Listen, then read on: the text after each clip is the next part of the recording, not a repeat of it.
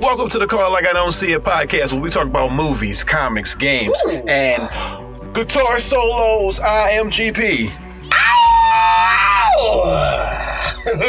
What's up, everybody? This is AD. Yes! I'm gonna say that was a 22 on the Richter scale. Thank you, sir. I was aiming for a 21. I guess I topped my score. New world record. New record. What up, peoples? How y'all doing, man? Welcome back to another lovely episode here of Call Like I Don't See It. We are up to episode 35, bro. 35. Damn. Live long and rock out. Yeah. You literally said the title of the episode. That's a first. I am rocking on. I'm in a rock spirit this whole week, so why not? That's cool. Might as well. Right. How's your week, man? Everything good? Everything great? Everything is swell. What about yourself? Doing good, man. Enjoying this lovely Houston weather we got going on right now. Beautiful. Beautiful. It's gorgeous. It's lovely. I love it. Doesn't really work to put a New York accent to a Houston situation. Yeah, it's beautiful. Tony told me it's 85 degrees. No. You need to be more country. Sorry. But other than that, everything was great this week. But my streak with Shipt has been kind of shaky of late, as of late. Have you ever shopped with Shipt? Like, you ever did groceries with Shipt? I haven't done Shipt, but I've done the little grocery app thing once. Okay. You haven't shipped for your shop? Oh, no? Haven't I have not shipped for my shop, sir. Well, I shopped for my Shipt, and this is what's been going on the last 6 Shipt shoppers. I kid you not. And I've counted all these people, and I've noted their names. Hi, Tanya. I'm talking to you. Dang, look, you know their names? Yes, Tanya. I had Jacinta another week ago, but I'm not gonna blow anyone else on blast. But dude, like when we first started doing Shipt, like everything was gravy. You know, all of our items were picked up on time, right? No problems. As of late, recently, I say with the last three to 4 weeks, dude, it's always been they're texting us like, oh, HEB don't have this, or oh, do you want they're out of the 6 ounce of butter? Do you want the 18 ounce? And I'm like, what the fuck do I want to do with 18 ounces of butter? Well, like, why'd you stick to what we put on the list? Like, what are you doing? You're messing it up, you know? And then they always pitching some other things like, oh, they don't have the organic dates. Do you want to go with the regular dates? I'm like, yo, I know they always have organic dates in HEB. What are you telling me? So, like, I feel like the last couple of shoppers have been kind of off on their service, bro. Like, they trying to get your order out of there, man. They're trying to hustle, but I'm like, the service is supposed to be a convenience. You are inconveniencing me, and I know this is sounding super first world problem right now. I don't care, all right? This is a convenience app, and it's supposed to be convenient. I do not want to go and waste 0.25 of an ounce of gas because the grocery store is only like 5 to 7 minutes away from my house to go and freaking personally shop for myself for my groceries. That's not what I'm paying you guys for. As King Douglas would say, do better, Shipt. do yeah, shout out to King Douglas. Shout out. Do better, Shipt. God dang. And then like my wife always give me that look like, are you sure you put that on the list? Babe, I put it on the list. They tripping. They ain't send it to me. Y'all getting me entitled out with my wife. Don't slapping these hands. You got me battling my wife over a miss freaking purchase? Shipt, we got problems. We got problems now, Shipt. I'm giving them like two more times, bro. I stopped tipping after that second one. After that second mishap. That's the name of the logo. Shipt, what? We got problems. Yeah, Shipt, we got. It seems like it now, right? I'm like, I don't know if something had to do with the pandemic, and they have like a new wave of shoppers that they had to hire. But this latest crop they suck, bro. They suck. I'm like, why are you always questioning like, oh, they don't have like it was ketchup. It was like a 16 ounce bottle of ketchup. She want to offer the 32. Why are you upselling me? I don't want an upsell. I want 16 ounces that's gonna get me through my 2 weeks. I'm not gonna go and eat 32 ounces of ketchup. What's wrong with you? She trying to do your Sam style. Trying to freaking put me on a bulk buy. No, this ain't Costco's. I'm not sure. It's HEB. We have a set freaking budget for the groceries. Can you stick to it if you are on this with us? Damn shit. Damn. Got me so goddamn Corey shipping crazy right now. And if you share that frustration, folks, I know I can't be the only one that's going through this right now. If you share that frustration with Shipt and they have been slacking, please let me know. Let us know. Call like I don't see at gmail.com. I will start a damn Shipt petition to get better freaking Shipt shoppers, man. Like, I know it's probably some 16, 17-year-olds doing this job or something, but y'all need to tighten it up. But we saying like Shipt, if you want to give us some ads, the promo, we not, ain't gonna say no because of this situation. No. I'm gonna say you can promote. I ain't promoting. Hey, if Shipt give us ads, they gonna have to give us money to promo. So they have to give us better grocery deliveries. I ain't talking about no damn ads. Promise me proof of groceries. I'm gonna go Denzel mode. You promise me better delivery of groceries. They had me argue with my wife. I'm trying to get food for my son, okay? Okay, so you try to oh, Shipt, you come over here, huh, Shipt? Huh? Oh, okay. So you don't get my order right, huh, Shipt? Huh? You give me a 6 ounce and you're telling me they're out of the butter, huh? That what you telling me? Huh? Oh, okay, all right, okay. All right. We gonna handle this shit. Hey. Shipt, you think you can do this shit to me? Your ass would be shopping at Pennywise if it wasn't. Pennywise? I don't know. Some random ass grocery store. Oh, man. But yeah, other than that, my week has been great. It's been good. No complaints. Well, I have a good idea for a TV show. You do? Yeah. What is it? It's how we should throw in a copyright alert. Copyright alert! a new siren. A new siren. Copyright. Don't steal it, damn it. Go ahead. What is it, man? It's about imagine how TV shows, how series, some series never get their series finales. Mm-hmm. What if I created a show where each episode, a series, creates their own series of finale to end their show? So you're saying series that were canceled early and never got the justice that they deserve to finish it off, you're going to provide them the service to give them to one episode to wrap up one episode to wrap up from whatever they left off at. Mm-hmm. And you're doing that for one episode. You're doing that for multiple shows. That's what you're saying? For multiple shows, yeah. It doesn't matter any kind of genre. It doesn't matter. It doesn't matter. No. That is freaking genius, bro. Yeah, man. That is yes. I hope nobody don't steal it. Who has a lot of money on a network? I mean, the first thing I'm thinking off the top of my head, Game of Thrones last season. I'm seeing it right now. It could be here. We could fix this. We could get it done with your program, with your service. I like that. Game of Thrones. Yes, Dexter. I'm looking at Dexter. Hey. Come fix your shit. Put it on. Come put it on this. Put it on. Oh, wait. Hold on. Let me make sure I'm getting this correct because they actually finished. You're talking about if they got canceled. I'm talking about if they got canceled shortly. Okay. I know you don't like the way those ended, but they ended it the way they want to end it. But I'm talking about TV shows that got canceled in the middle of the season or like prematurely. That just don't have a series finale. Okay, you thinking of anyone in particular like that's coming up to your top of your head? I'm thinking about the Wayans brothers. I'm thinking about the Sarah Caloria diet. Sarah Connor? Was it Sarah Connor? No. The show on Netflix with Drew Barrymore, where she was kind of like this zombie that had. Oh, right. Yeah, that one got canceled short too. Yeah, that was a good show. Like just shows like that just got canceled out of the blue. And then get to finish up or wrap it up properly. But one episode. Oh, so they only get one episode to get the whole cast together to record and wrap it up. Ah, you were such a gentleman of pop culture there. I love it. I try. Yeah, well, get it going so that it can happen, and then they can recognize you for the. Nobody steals my idea. Do you hear me? Huh? Don't steal my idea. Okay. Don't steal my idea. Okay. All right. Okay. Oh my God, that is a brilliant idea, though, man. I you know what? I'm gonna probably compile a list of shows that fall under that category, and let's get that going. Let's get that popping off. Yeah, networks. If y'all hearing this, let us pitch it.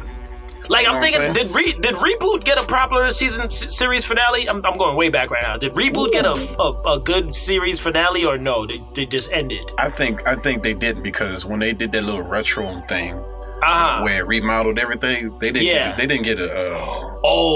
Then there you go. That's one. We could throw reboot on that programming. Then again, I don't know. I'm not sure. Yeah, we should look into that. But I mean, who wouldn't want reboot anyway? Coming back anyway, so whatever. Right. Yeah. But that's a good idea, G. Wait. They did a whole reboot that sucked on Netflix. I think. Shit. All right, scrap that. Yeah, Scrap that. Scratch that. Sorry, reboot. You're not gonna get the chance. They didn't even have the old characters on. I'm gonna try to send an email to Game of Thrones people just to see if we can just to see if we can squeeze that in there in your programming. Do you mind? I would not mind. They gonna email you back and say, "No, we like it like this." No. Millions of us don't like it like that. And our fellow here, GP, has provided us a way that we can fix this, all right? Your show, your programming, GP, is like the Infinity Stones. We're going to snap all that shit and make it and make it better.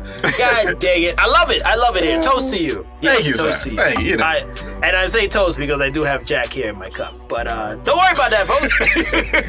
Nothing to see here. Nothing to see here. Going to be a great episode. We got anything to talk about? Yeah, Paul Pierce has been fired from ESPN after a racy Instagram live posting he did. Racy? Can you just call it what it is? There was booties shaking. There was a booty and ganja everywhere. I'm sure I saw a clitoris over there. I'm pretty sure I saw. Was it there? Well, nope, nothing slipped out. Okay. Pretty sure I see a butt crack. Oh yes, it could not be missed. Well, Mr. Disney has ESPN, so they immediately asked him out of the equation. Yeah, let's make sure because axe, like they took a freaking Viking axe and chopped this dude. We ain't talking about Axe body spray. We talking about Axe. Okay? No, they not make him smell better to come off the show. Not at all. They straight up nix this dude off. Like, dude, do you forget who you work for if you are working as an ESPN analyst, bro? That's the first thing I'll talk. Like, you are ESPN, you sit proper on that chair, sir. You talk the sports and go home and do, like, regular stuff. Don't go and do the ratchet stuff that is stereotypical with your specific race. What do you think is going to happen? You are 43 years old. 40? You is too old to be doing these Instagram lives. He went straight hood talk. You is too funny. You is too old to be doing some nonsense like this, man. To be doing some ratchet shit. Like, bro, come on, man. Have fun on your private time. Don't post it. You could have fun. Hey, show that you poured a bottle of whiskey. That's great. You don't gotta go and post naked women jumping in the back, shaking their booty in the back. How old are you, dude? Looking stupid with your hand on your chin in front of the camera like you the coolest dude in America. Get out of here. And he only got one ring. Like, that's nothing to pop off about. Exactly. like you just said. You're a retired NBA player, a sports analyst. Come on, man, quit it. Like, look at Dwayne Wade. Dwayne Wade's a married man. He's got enough rings. What, two rings? I think Dwayne Wade has 2 or 3. And he's, he does it proper on TNT. You know what I mean? Shaq, multiple rings, does it proper. You got to be the one, the truth, right? Well, the truth is, you done fucked up now. Your ass is out of a job. Charles Barkley don't even be doing it. And he got no rings. I just be talking, I just all talking about shit, Don't need to put no fake naked ladies on the back. Don't turn away. That's stupid. That's really stupid. I don't do anything like that. Shaq, what do you think about Paul Pierce's thing? I think he was a bad idea that he did that. It didn't make any sense. What he did. Can you dig it? I think what Paul Pierce did was pretty stupid. He shouldn't have done it. He knows he's a professional black athlete. He shouldn't have done that. It's the last time I screwed up and made accidents like this, I did Kazam, and I think after Kazam, I said I learned my lesson. I said no more. I said no more after Kazam. Learn from Kazam. Learn from your mistakes. Paul Pierce, the truth. Man, the truth is you are out of a job. This dude was having a midlife crisis, man.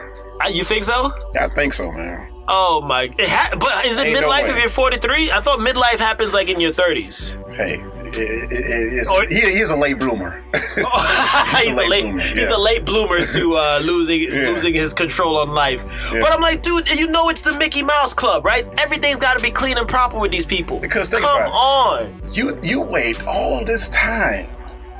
You got a whole NBA career. You wait all this time to do something stupid like this. He got to have. Crisis. Don't get it wrong, man. Like, we do this kind of ratchet stuff. Yeah, sure, we do it, but it's behind the scenes. Right. You don't have to promote it. Look what's going on with Deshaun Watson right now, and this is what you're gonna do right now, dude. Yeah. Like, really. Yeah. To add, and like I said, the main thing that pissed me off of the stupidity of it all is there's already the mass stereotype behind the black culture, right? Behind the black race. You go and just continue to throw that fuel to the fire for them to be like, you see what I tell you, this black kid, he's gonna mess up sooner or later, And I'm sorry to say kid, but this is a childish move. This guy act like he was in the green room at a Source Wars concert. Like, what the hell? What are you doing? This ain't Rap City. This ain't the basement. I don't see no big ticker around here. I don't see the basement. You are a NBA analyst on a very lucrative business, dude. Right. Why go and mess it up? And then he had the audacity to laugh about it. Like, he posted something with him laughing like it's not a big deal. Straight fronting. Straight? You mean like if you lost Disney money, you just lost Disney money, bro? You know Disney money is not regular money. You making Disney money. God dang. Stuafid. He's using the word. You see, Stuafid works, people. Every time I use a word, you acting like it's new. Because it needs to be in Webster's dictionary very soon, bro. Stuafid, Stuafid, Stuafid. It's a Stuafid movie. Do something stupid as F. Stuafid. This is a Stuafid mood. And it's messed up because, like I said, it's the stereotypical black individual thing to do, right? Mm-hmm. On that stage, and it's just hilarious because you know what I realized, Greg. What? Nobody panics when a black guy does something stupid and messes up his career because it's all part of the plan. Like, if I told you Paul Pierce, a black guy, is going to mess it up and just throw it away with some naked twerking ladies, well, nobody panics because it's all part of the plan. But if I tell you one measly little black guy is going to do things right in his life, oh, and everybody loses their minds. You went the whole Heath Ledger Joker mode. It's just everybody laughs at it, even if it's our own race, because it's just the regular shit we keep seeing, dude. And nobody wearing no mask in that video. Nobody. Not even the strippers. COVID don't affect strippers, Greg. Yes, it do, AD. Yes, it do. Strippers have immunity against it. It's all in the G-strings, AD. It's all in the G-strings. I wear my mask. It's on my thong, boy. This is the silk kind. Oh, my God. Oh, gosh. Paul Pierce, I don't know where you go from here, bro. I don't know where you go from here, but good luck to you, man. Man, that dude crying in the car. He's crying. He tried to front, but he's crying. Oh, he gonna cry in the car. He crying in the car right now. Yeah, he crying in the car. So yeah, I mean, come on, people of the black culture that's in these kind of positions, just do better, please. Please, just do better. And act your age, man. Act your age, man. That's another thing. 43. God. Oh my God! You want to call on that? I don't want to go ranting off of this shit right now, bro. Yeah, I want to call it. I'm having a good day. Call it in. Moving on. Call it on that. Freaking Paul Pierce. All right, so we came across this thing here on UPI, which we found is pretty interesting. A website is offering a remodel enthusiast for those who like to watch shows about remodeling your homes. They are offering you $1,000 to watch at least 10 episodes of 3 different home improvement TV shows in a month. Ew. and document the experience. Okay. This is coming out of Review Home Warranties, a website dedicated to reviews and comparisons of home warranty providers. Said it will pay someone $1,000 to watch at least 10 episodes of 3 free shows. Oh, that's easy. That's super easy. Which 3 shows would you watch? I mean, HGTV, dog. They had a whole platter of them, right? Mm-hmm. Yeah. What's it? This one's like a flip or flip. What's it? Flip or flop. Flip flop. Yeah. Flipping the houses kind of thing. I watched that. You know, they the remodeling one. I don't think Chip and Joanne do their show anymore, but I don't mind. I always do get me and my wife always do enjoy watching this. So this is an easy gig right here, folks. If you are in need of an extra K in your pocket, applications are being accepted through May 10th, and the winner will have until June 17th to complete the task. So not only you have to watch it, you have to review it, give your own thoughts on it, and so they have, I think they have it quoted here. Do you love a good before and after? Do home improvement shows inspire you? Have you spent a weekend binging on your favorite house flipping show? Well, have no fear. We have the job for you. And by the way, they did not pay us or tell us to promote this. By the way, we just thought, hey, people, we like to help people know that, hey, there's a way that you could make some money if you need some money. Some quick cash. Quick cash. I mean, $1,000. That's what, a PS5. PS5 Sony. You Damn know it. what it is. Anyway. So yeah, if you want to do that, I kind of want to sign up just to do it for the extra cash, but we didn't have much luck on that last one for the Christmas special. Well, you didn't have much luck because I didn't do it. Oh, you didn't do it, so I was. So you let me roll solo. You know, you was a Christmas head. You couldn't have watched. So you didn't have my back. You didn't have my back. You could have watched 48 hours and act like I watched the 24. You could have paid me, G, to make it feel like I did something worth it. Damn. I know, I would have. Damn, bro. So you decided? Would you sign up for this one? Oh yeah, my top 3 would be House Hunters, Extreme Makeover, and Flip or Flop. Flip or flop. Okay. House Hunters is the funniest thing. I love those memes on House Hunters where it's like, somebody's like a butterfly raiser, like they raise butterflies and they make like $1 million. I'm like, how the hell are you affording this house with that kind of a job? It's hilarious. I mess with my wife when we watch the show. I guess what they're gonna say beforehand. Look at the crown moldings.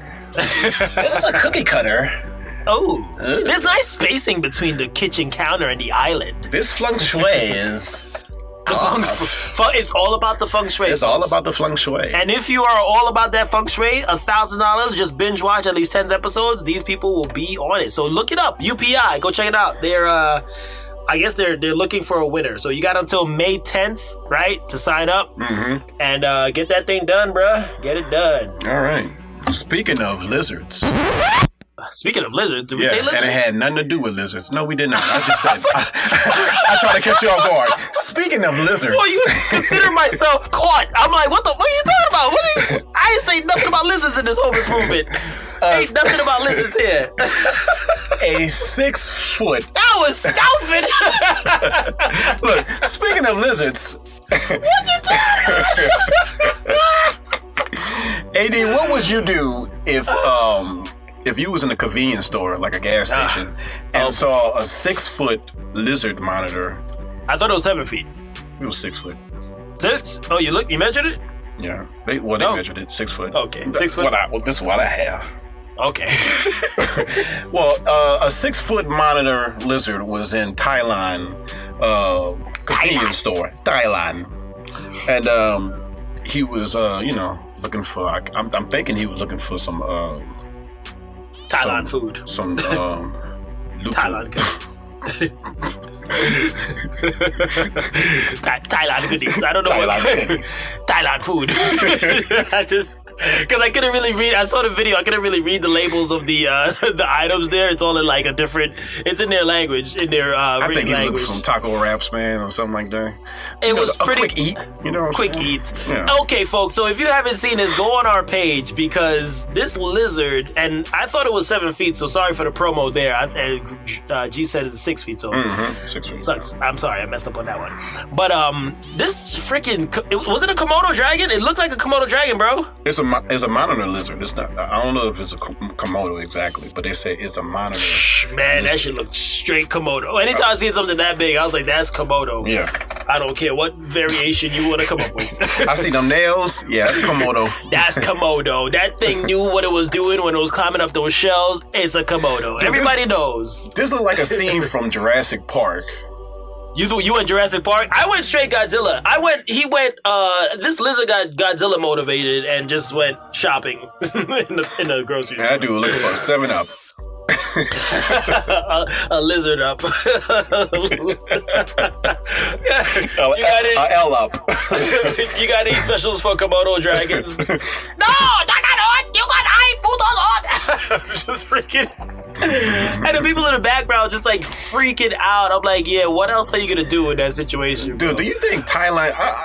Every time I see something like this, I think that place you always have to look around if you was there. Like yeah. It seems like the animals and the nature overpopulate the whole like the city. Domestic situation. Yeah.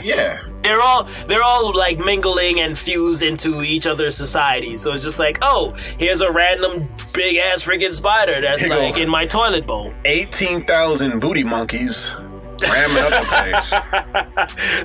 You're pretty much calling Thailand Jumanji. That's what I'm calling it. I'm calling it Jumanji, yeah. It's pretty much Thailand is Jumanji. I would never visit Thailand. I mean, I never felt the need to go check out Thailand, but this kind of a video, just like, yeah, you see, I'm good. Like you said, that kind of a situation, you can't sit still. You're always checking your feet. You know, like say you go to a restaurant in Thailand, you know, and like you sit down in a restaurant in Thailand, I'm always gonna be checking my feet, bro. Like, okay, I feel like something's about to crawl and bite me, and it's gonna be like hella poisonous that we don't have a cure for yet. I feel like a lobster gonna chop off one of my pinky toes. Where a lobster come from? Exactly. I'm like, exactly. Where a lobster come from? I'm like, lobster, you being modest, bro. Like Thailand, they got all these exotic creatures that freaking come out of nowhere. Like this mosquito that could bench press 200 pounds and just be like, zip! What the fuck? What the hell is that? What is that? A grasshopper the size of a laptop. Start jumping on you. And it's like, there goes the 5th Komodo dragon to go grocery shopping again. There we go. That's that Komodo family right there. They picking up 7-Up packs of 7-Up. Picking up his green Kit Kats. Green Kit Kats. His green colored Kit Kats. He has to have them. Oh my God! It looked like he got pissed off. Like, I don't have what I want today. I'm about to climb on all these shelves, destroy everything. Tell everybody this little deli is closed. It's closed today, folks. This is my deli. This lizard deli. Wash my tail. Oh, but dude, he looked like a professional shelf climber. Like, yeah. I don't know how he gripped everything, but did you see? Like, I think he used part of his tail to push him up, and then he just like so elegantly. It was like elegantly disturbing at the same time. Like he just climbed up like with little effort. I was like, wow, he looked like Tobey Maguire's first Spider-Man climbing up. Yeah, like they started playing the music for Lizard.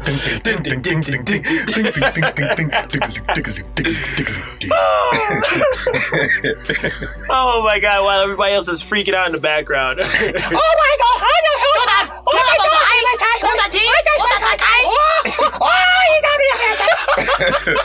And that is exactly how the video sounds. Look, when they get up to the top shelf. Like, my question is, how did it get to that part of the store?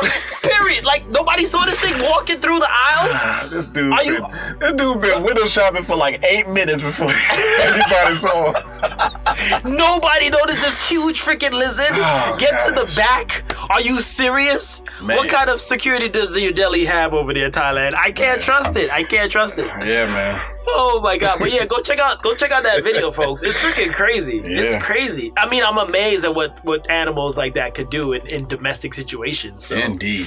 He said, screw your properly organized shelves. This is how we do things in the jungle. Welcome to the jungle. We got a cat. Are we in the rock screams yet? Well, we in the rock scream. Almost close. We getting there. All right, sorry. But we about to move on to quick bits.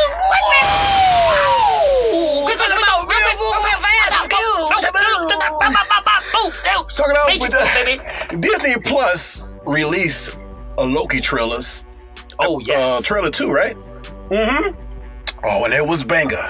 Dude, Yeah, it was the full, banger. I think it was like the full length trailer. Yeah, it was at that 2-minute mark, right? Yeah. Mm-hmm. I love the visuals of this trailer, dude. Like the landscapes, the backgrounds, the set pieces, they look so damn clean. Yes. And I'm like, and it's Tom Hiddleston, you know, he's about to come back in his role and probably slay the shit out of it. And I'm just like, this is gonna be good. This is gonna be really good. His time at Loki should be easy as putting on shoes now. Yeah. He's along those lines of actors that have identified with their certain character that they've played. Exactly. Like Hugh Jackman for Wolverine. Like, this guy is straight up Loki. Top, ride or die. Right. And it looks like he's gonna slay this thing, man. And I like the approach that they're taking with the he has to fix things in the time. Right. And it's gonna be interesting to see like what they do, because that whole time fixing thing, they could bring up anything in that multiverse kind of situation. Yeah. Then you got Owen Wilson. Wow. I hope they let him say at least one. Wow. I hope they let him say at least one wow, and that's it. Like, we only get one wow, and it's in the season finale. Like, wow. So you were powerful, huh? Wow. So you're powerful, huh? Wow. Now you're mixing Owen Wilson and Denzel Washington. It's kind of weird. It's kind of making my stomach upset. I don't know if I like it. I don't know anything in the same dimension you are. Yeah, we got to work on our Owen Wilson impression. Yep. But yeah, the set pieces once again look really good. It looks more like the little quip lines, right? He's gonna have a lot of those little quick ones, the little one-liners that's like hilarious and then disturbing at the same time. Mm-hmm. Because and then like in the trailer said, he's all like he's deceiving people and stuff. So it's good, it's great, and awesome to see Loki's gonna be back to his Loki ways. I think this is gonna be the biggest budget show so far. Oh hell, yes. Yeah. Yeah, it's gonna. It's gonna top freaking what Winter Soldier and Falcon's doing right now. Yeah. For sure. Mm-hmm. For sure, and probably what WandaVision did. But yeah, look out for that. Let's go back. Speaking of trailers, Netflix has released a Jupiter's Legacy trailer. Mm-hmm. And it looked pretty cool. But honestly, I haven't read this. This was a comic book. First off, I haven't read this comic book. You haven't read this comic? I haven't. Who am I talking to right now? You are the comic guru that I've come to know and trust, and you haven't read this comic. Yeah. So any question I have, if I dare jump into this series, I don't know. Any question you got? I don't know. Damn. But I mean, what do you think about the trailer, though? It was a decent trailer, but I'm getting kind of that superhero. It's like the Invincible is filling in my spot for superheroes, particularly. So but I will watch it. You gonna watch it? I'm gonna watch it. Do we have to? I don't want to review this one. Look, you know what? How about this? It depends on the first episode. The first episode? All right, let's give it the first episode, and we'll see if we want to review it here on the podcast. I don't wanna, Mama. You're trying to make me do something I don't want to do. But no, because like you said, I looked at it and I was like, what the hell's wowing me about this? I actually cut the trailer short. I was like, all right, that's cool. I cut it short. I cut it midway because the main dude looked like a live action of Omni-Man, which we're already seeing here in Invincible, right? Yeah. So what the hell am I gonna watch this for? And then he's like, in the trailer, he's like, oh, they're not really getting it together. It's like this team of superheroes and they're all in capes. I'm like, come on, dude. All right, look. I don't know if you've noticed by now, but if you're not Marvel, I'll throw DC in there. And if you're not this new Image, what's the comics that's doing Invincible? Image Comics. Skybound. There's no more room for this. It's like that market, I feel it's fully saturated at this point. Yeah. So it's either and now with the brutality that we're going to talk about this later with Invincible, the brutality that we've already been seeing in Invincible and in the Boys on Amazon. What the hell is this Jupiter thing coming around to do? Like, but I hear it was a great comic book though. Oh yeah, yeah. Mark Miller had directed. So you didn't read the comic, but you heard it's a good comic. Yeah. Okay. All right. Well, we'll have to see. But as of now, the trailer didn't really wow me. I wasn't really blown away by anything. Yeah. Like she lifted up the Lamborghini and threw it. I was like, oh, big whoop! Like what the hell? Ray can freaking lift rocks with her force powers. That's a piece of shit. But you got to do something better than this. You got to wow us now. It's 2021. You got to wow us, bruh. Yeah, seriously, man. But anyway, next quick bit. Moving on. All right, we got a couple of sports quick bits, which I love to do. I love talking to spurts. All right, so... talking these spurts. Talking these spurts. I'm talking these spurts. I like talking these spurts. All right, well, the spurts. we got... Baseball is back in the season. They are back. The boys are back and down. I'm so ready for this rock session, bro. Anyway, so Astros just started playing back. I know this is a Houston-based podcast, so we have to mention the Astros. It didn't pay us, but we're just gonna do it. Shout out to the Astros. They're actually doing pretty good, man. They're like 6-3 right now. So okay, they go. Yeah, the other day they were 6-1. I think they lost a couple, but they kind of gave the business to the Athletics, and then the Athletics said, "Hey, screw you guys," but they've been on it. Yeah. But yeah, baseball is back, so look out for that. I might actually watch a little more baseball this year. I normally don't, and it dropped off since the pandemic, and I was just like, because I used to love going to the baseball games just to like get the beer and cheer, because that's the best thing for baseball. Take me out for the beer. Buy me Dos Equis. Dos Equis. Yeah, buy me Dos Equis. Buy me Dos Equis. Buy me Dos Equis and one hot dog. So yeah, look out for that, man. Baseball is off and running. Super stuff. All right, next quick bit. Woo! Kevin Durant, basketball news on these spurts. Kevin Durant just came back on the Nets after missing I think he missed like 20-something games already due to that hamstring injury he was dealing with. And I think he had like a protocol for COVID at one time. But like I said, I'm really digging these Nets and how they're playing. And Kevin Durant came back. He went 5 of 5 on his field goals. This dude ain't missed not one shot. Right? 17 points. He came off the bench. A little bit different for his role. But they didn't have Harden. Let me tell you this right now. They didn't have Harden. Harden's chilling on the sideline. He's recovering. They came and whooped the Pelicans, right? Whooped the Pelicans. Now KD's back. Aldridge just scored 22 points in that game. Kyrie already scoring 24 points in that game. Now KD's back in the mix, bro. And Blake Griffin, Lord have mercy, Blake Griffin, dunking on dudes with the bouncing and stuff. I'm just like, yo, the Nets are the hottest ish in the NBA right now, dogs. You have to admit it. That's true. Yeah, Thank you. admit that. Yeah. Oh, thank you. I have no problem to admit that. Okay, good. Because I saw your team the other day. And they didn't look too good. I'm just saying, G. I'm just saying. And I don't want to get into a heated battle right now because we're having a good time. Don't. We're having a good time here. This is quick bits. This is quick bits. This is not versus. Yes. It might be soon. Come playoff time. Who knows? Screw LeBron. Anyway. Such a hater. But yes, the Nets, folks. KD is back. Go watch them. Check them out. Oh, they're actually playing. Oh, shit. I think they play the Lakers right now. They play the Lakers right now as we speak, right? Yeah, I think the Nets are playing the Lakers tonight. Yeah, it's a Saturday night special. Oh, okay. Yes, it is. All right. So maybe right after we record, let's go watch this. Let's go watch this game, bro. Yeah, let's do it. Yeah. All right. So yeah, that's it for quick breaks. All right, moving on. Okay. Yes. Finally. Are you ready to fucking fight? I'm ready to rock. Are you ready to rock and roll? I'm ready to rock and roll. Oh shit! That added bass in your voice. I'm so jealous. Since season 1, I've been jealous of the deep bass voice. That's just my voice. I'm born with it. Yes. So the other day, and if you guys are wondering, we're talking about our rock scream right now, right? Oh yeah. For those that didn't get to send it in, it's okay. It's all right. We'll probably do it again with the rock scream. Rock metal doesn't go away. And I should have said probably metal because the way we were going with it was like metal/rock mixture, but it's okay. Yeah, you went a whole different direction.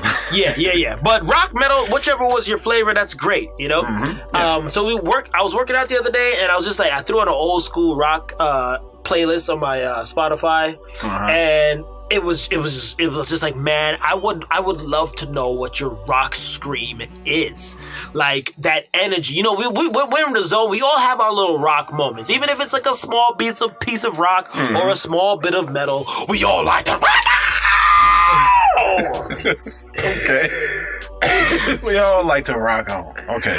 So what would your rock scream be, G? I want to hear yours. I think my rock scream is high, right?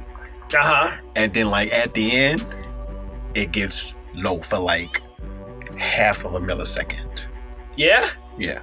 Can you want to play? You want to give me a sample? Let me try. All right, let me hear your rock scream. Here we go. Yeah! I think I should go longer. Let me try. Try it again. Yeah! Yeah, that was pretty good. I felt that in this rock spirit. Thank you. That was awesome. It did go high pitch, and it had about probably like a 0.5 of going deep. I like that. That was pretty good. What about you? I think I'm a mixture, dude. Like, I think I kind of like Christina Aguilera version of it for rock screams. Like, I go, like, I kind of start high pitch, go low, real low, and then come back up to just bring it back. So I gotta go high, low, then back up high. Okay. So, like, give me something to say in rock. I need words. I can't just scream. I need words. All right, say, are you ready to rock? Okay. Are you ready to rock?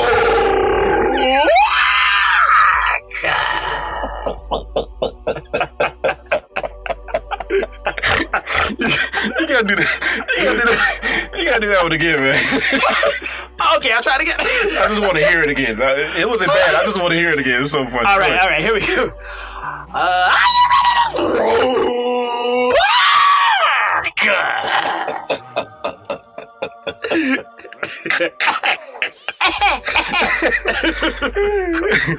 How was that? That was good, man. That was like good. that metal getting into your soul.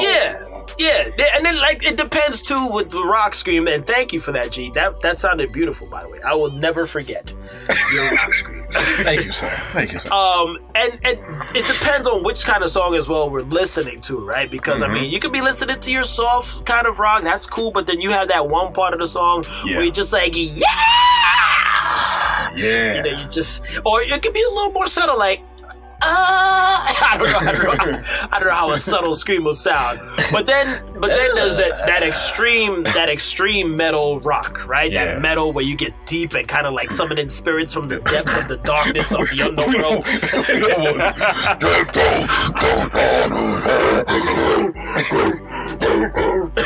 And you got your little Nas X shoes on.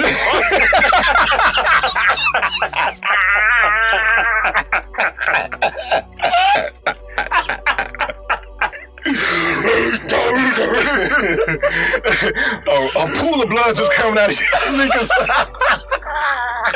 Coming out of your nostrils too at the same time. But I will never forget. So I had a couple of Caucasian. I'm gonna say Caucasian roommates. Yeah. I had a couple of Caucasian roommates in Florida at one time, and they had like their own little rock session, you know.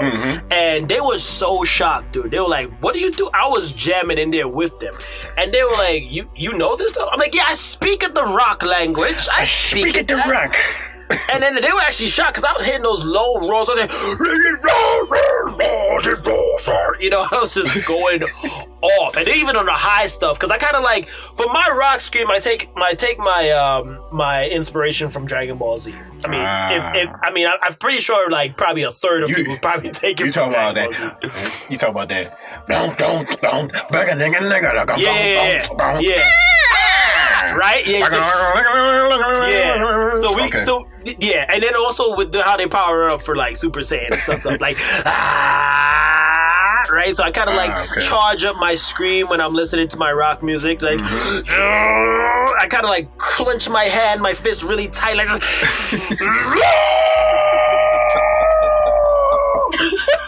freaking go all out on my rock scream, bro. I don't hold back.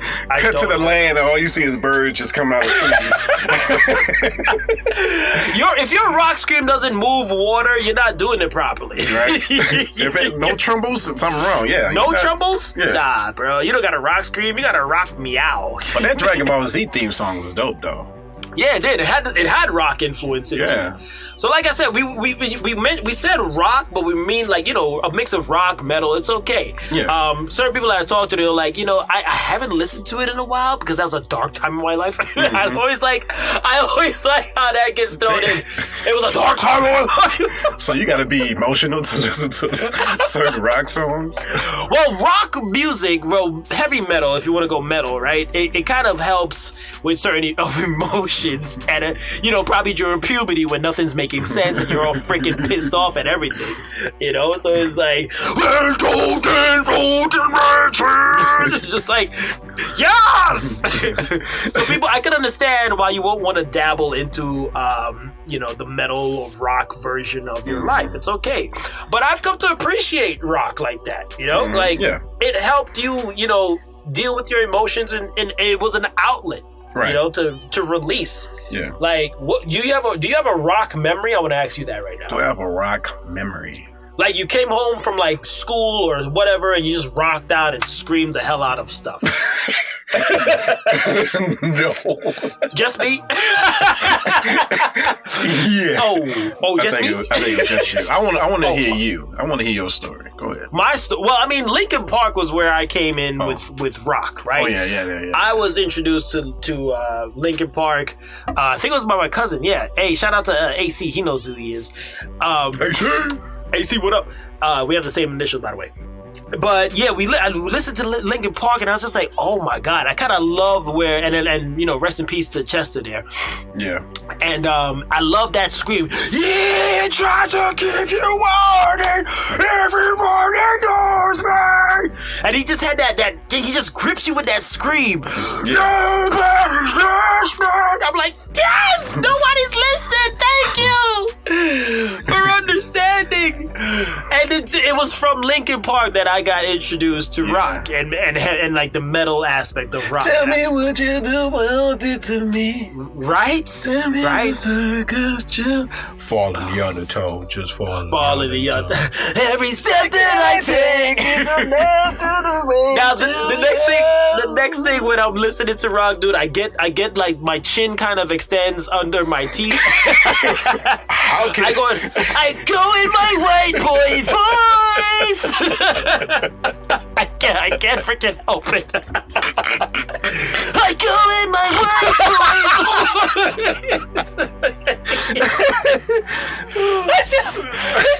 it just adds to it. Like, come on, dude. If you're listening to hip hop, you need to be talking in your black guy voice. If you're listening to rock or metal, you need to be in your white boy or white girl voice. You know what I mean? Like, hold on, wait a second.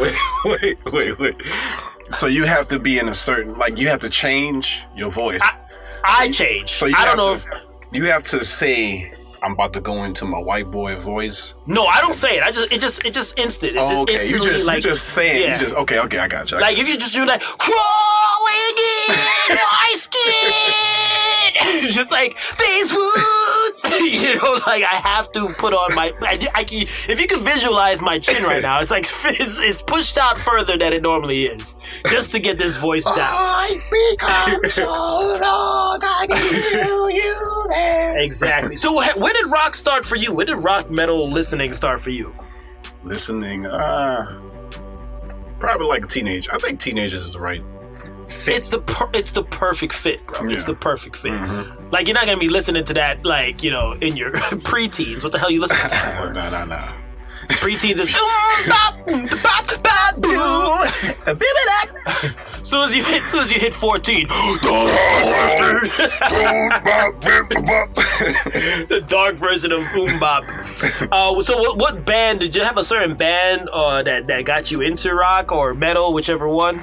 I think Red Hot Chili Peppers. Papa Roach. Radiohead. Radiohead. Dude, and when I love that you went that route with bringing out those artists, because certain artists, like, as time went on, they became more important to me. Right? Like, you had Papa Roach. I think if you and me knew each other in high school, dude, like, oh shit, it might have been crazy. Yeah. But once I dabbled in the Korn, I said Korn, Korn.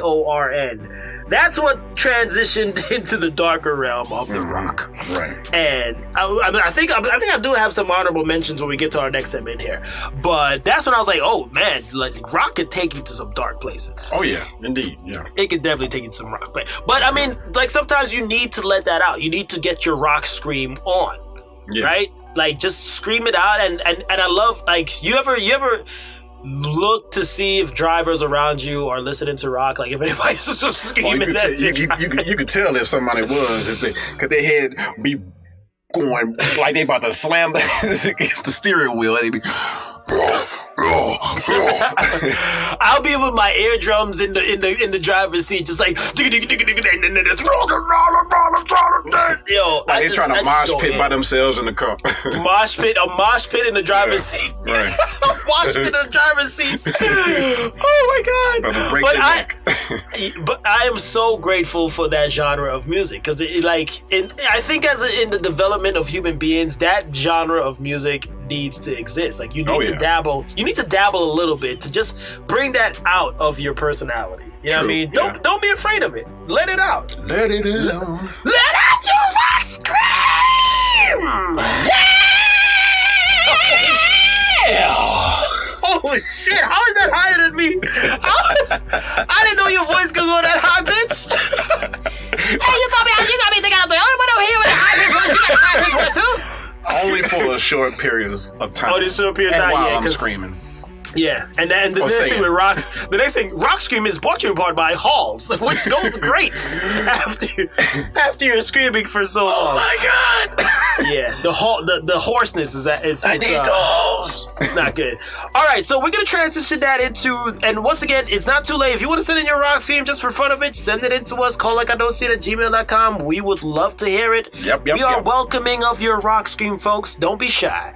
But we're gonna move it on into our top 5 now. Top 5 rock bangers. Your top 5 rock bangers of rock. I did get a couple of lists get sent in. Do you want me to go ahead and spit it so that we could roll with it? Let's do the listeners first. Do the listeners first? Okay, so we got one from Ace. I'm gonna start off here with my boy Ace. Ace, what up? We gotta get you back on the podcast. Yeah. So at number 5, he has Worlds Away from First to Last.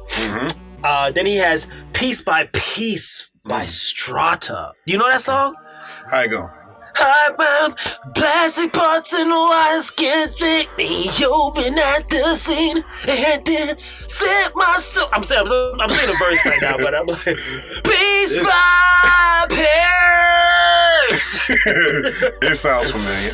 It should. I'm gonna lose my shit in this freaking segment. I'm telling you right now, bro. It's already started. I'm drinking the Jack just for this segment, bro.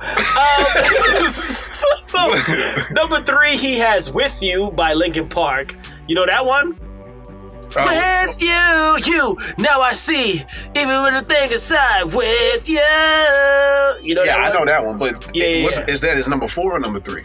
That's his number 3. Number 4 was Piece by Piece by Strata. What's number 5? Worlds Away from First to Last. Okay. Number 2, Ace of Spades by Motorhead. Okay. The Ace of Spades. That was in Rock Band, dude.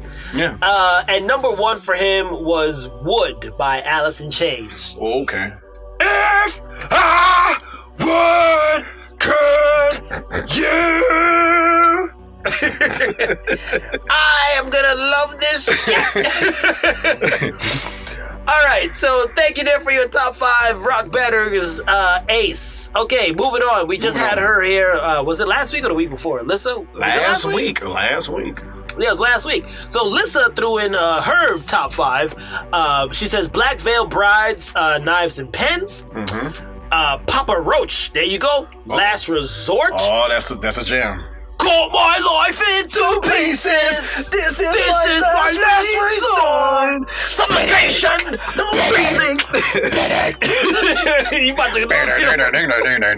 Could be wrong, it could be right. Alexana the Thespian. She's getting in here. Jimmy Eats World, The Middle. I love that song. I freaking love that song. She went old school. Yeah, she went really old school. And then she saes any Green Day. So, and she put a heart sign next to it. So any Green Day for her. I walk a lonely road of the boulevard of broken dreams. I walk away. Oh, how about American Idiots? Was that one? Yeah. Welcome to a new kind of tension. All across the navigation. Okay. It's something unbelievable. Oh, man. It's right. You're hitting the hearts right now. have the time of your life. You're hitting the hearts right now. Throw the violins in. All right. Thank you, dear Lissa, for your top 5 rock bangers. All right, moving on. I got my boy JC all the way out in TNT as well. So JC is also through in his. He had Killers, Mr. Brightside. Okay. At number 5 there. Paramore, Brick by Boring Brick. Ooh, Paramore. Oh, forgot about Paramore. Yeah. 30 Seconds to Mars, Closer to the Edge. Oh boy, this is good stuff. Living on a Prayer by Bon Jovi. Nice. Living on a prayer. Oh, we're halfway there in the episode. Living on a prayer. And then number 1 for him, he has super classic right here. Queen, Don't Stop Me Now. Oh, don't stop me now, cause I'm having a good time. Having a good time. Superstar ready to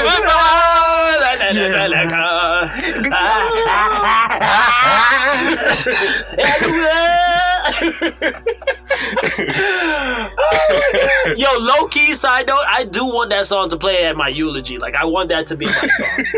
Don't stop me now. It's just like he just had so much freaking energy. Oh yeah. Oh, thank you, dear JC. That was good. That was a good list, man. Yeah. I am loving everyone's list so far. Thank you, guys. Yeah. Thank you. Okay, so going over to our one and only, the backbone of the show here, Acoustics. Acoustics threw in his list there. He actually has more than 5, bro. He was going in. Oh wow. He told me if it's okay if it's longer. I was like, just keep going, bro. Whatever you want, whatever you feel. So at number 5, not number 5. Sorry. He mentioned Korn, Here to Stay. Right. Bring it down. I'm here to stay. Bring it down. Bring it down. Yo, I love that freaking part. I love it. Gonna break it down. Gonna break it. How could you not? How can you not? Red Hot Chili Peppers, Californication. Dream of Californication. Man, you know music, G. That's why I'm friends with you, G. I swear. Then he has, First one in the cold. First one in the Dream of Californication. He wants to sing the rest of the song for the whole episode. That's a good list, Acoustics, man. You got me already. It is. Man. I ain't even done yet. He still got more. I know. Got me already. He's got POD, Sleeping Awake. Okay. Remember that track from The Matrix? Oh, which one? How'd it go? Sleeping Awake. Hold on, I had it here. Sleeping Awake. Oh man, I'm trying to remember how it sounded. Hold on. Sleeping Awake, right here. Yeah, Sleeping Awake. Okay.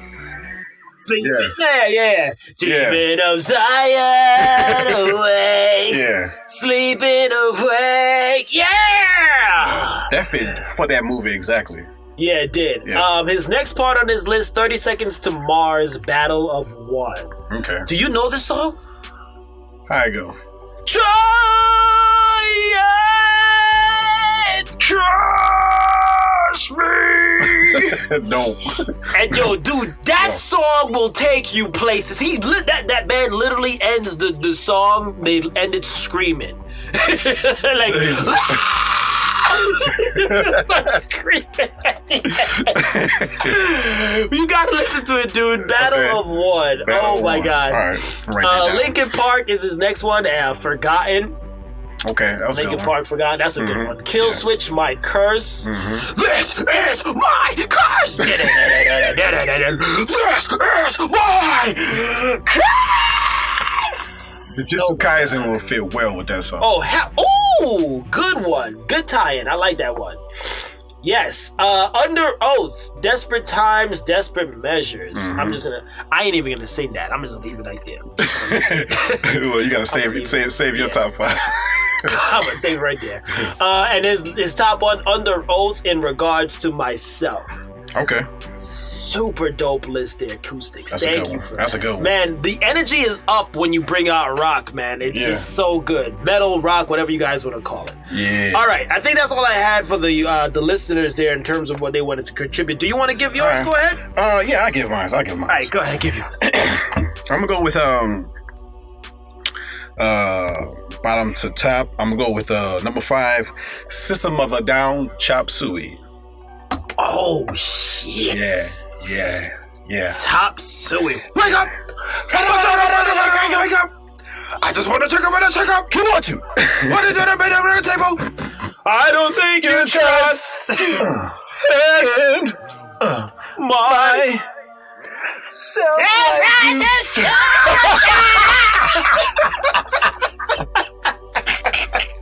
I wasn't expecting you to do that. You know what I was gonna go into? Fall into your hands, I command my spirit. Yes. Okay. Yes, G. Number 4, Killing in the Name, Rage Against the Machines. Ooh, nice. Yeah. Dope. Justify.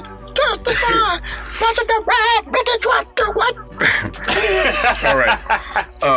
Number 3 is Drive by Incubus. Ooh. Yeah, that's good. Nice one. Good call. Yeah. Number 2 is Freak on a Leash by Korn. Oh, you stole one of my mentions, bro! Yo, you got cool points on that one, bro. You got cool points on that one. Oh my. Feeling like a freak on a leash. You are the inside. Oh my God. Something takes a part of me. You and I were meant to be. Yes, how about the part where he breaks off into this like beatbox?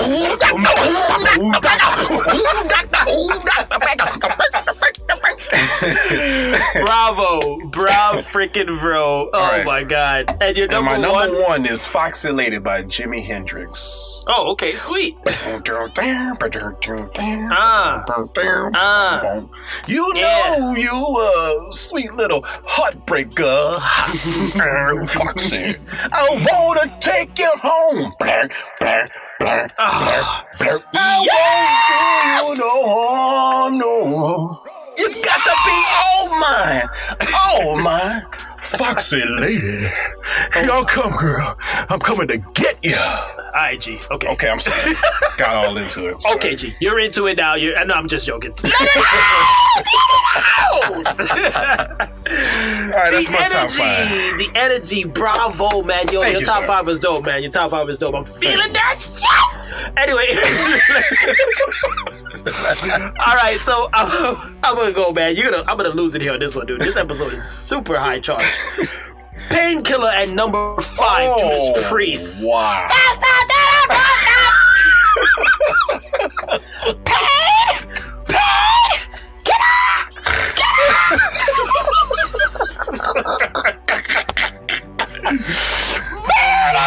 The freaking guitar shredded on that shit is freaking insane, that bro. guitar solo is. Here comes the painkiller.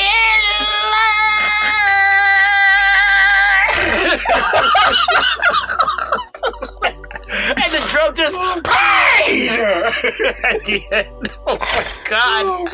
I got goosebumps. I got metal rock goosebumps right now, bro. They are hardcore. All right, number 4, I got Toxicity from Chop Suey, bro. Another Chop Suey on the list. Yeah. The toxicity of our city. Yo, what an hard world! What a hard world! There's harder! What an hard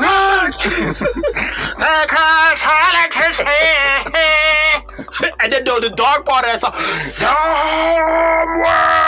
Oh my God! How can you not lose your shit to that song? How could you not? Oh my God! All right, number 3. I'm gonna need a freaking defibrillator by the time this is all over. Right. Number 3, Stand Alone by Godsmack. Hold that in your system. I stand alone. Stand alone. You're always harder than so-called callers. Yo, his voice, dude. The power behind his voice. That dude got veins in his throat. Oh my God. Feel I can't take my own fear. I'm like, shit. Oh my God. Number 2. Are we gonna make it through this? I don't know, man. Number 2, The Clincher. I played this in our promo video, dude. Mm-hmm. The Clincher by Chevelle. Okay. Now saturate! Now saturate! Nothing to gain. Here's the clincher. This should be you. And then he comes down. Now saturate. Now saturate. It's just like, goddamn. You're going through something. Oh my God. And then number 1 on my top 5 rock bangers. Okay. One Step Closer by Linkin Park. One step closer. Shut up! I'm talking to you! Shut up! Shut up! Shut up! I'm about to break everything you say to me! I'm about to break! Man, dude, that is the song that put me on to Linkin Park, dude. That is the song that put me on. Mm-hmm. Whew. Shit, I'm sweating like crazy. Man, me too. Do you have any honorable mentions before we close this session? Man, I'm gonna not go with my honorable mentions because we going. You gonna lose it? Can I give 2? Come on, man. Yeah, you get 2. Go ahead. Okay, I'm gonna do Twisted Transistor by Korn. I have to throw one in there. Hey you, devil little sister. Listen to your twisted transistor. Turn it up. And I'm gonna throw one more from Godsmack, bro, for my honorable mention. Straight out of line. Okay. Straight out of line. Straight out of line. I can't find a reason. Yo, his voice. Okay, I'm gonna go with one, man. See, you started something. Come on. Just feel it. And formed by the Smooth Criminal. Ooh, the remix. Eddie, okay? Are you okay, Eddie? Eddie, are you okay? You okay?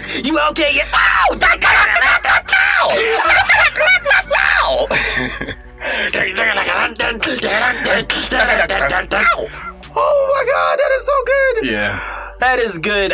Okay, are we done? Are we rocked out? We Is that are it? rocked out. Oh my God, I'm dripping like freaking Ace Ventura from the second one. Warm! Come out of Rhino. Warm! Super dripped. Super dripped. Oh shit. Come out of the Rhino. Coming out of this rock session like that. With the deep voice. So folks, that is our top 5 That is rock our bangers. top 5. Thank you, everyone, for chiming in. If you haven't gotten a chance to send it in, come on, send it in. It's all right. We want to see what's your your top 5 rock bangers. Yeah. Rock and roll, metal, whatever. We love it. We just dive back into that phase of your life. Let us know. Yes. All right. That was fun. Well, that was fun. I'm having fun, G. That was fun. I'm having fun, G. I'm having fun. Like you didn't know where If you didn't know, now you know. I'm having fun. All right, call it a day. Moving on.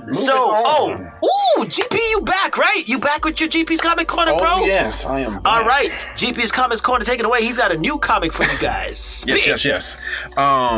It's called The Silver Coin from Image Comics. It's written by Chip Darcy and Michael Walsh.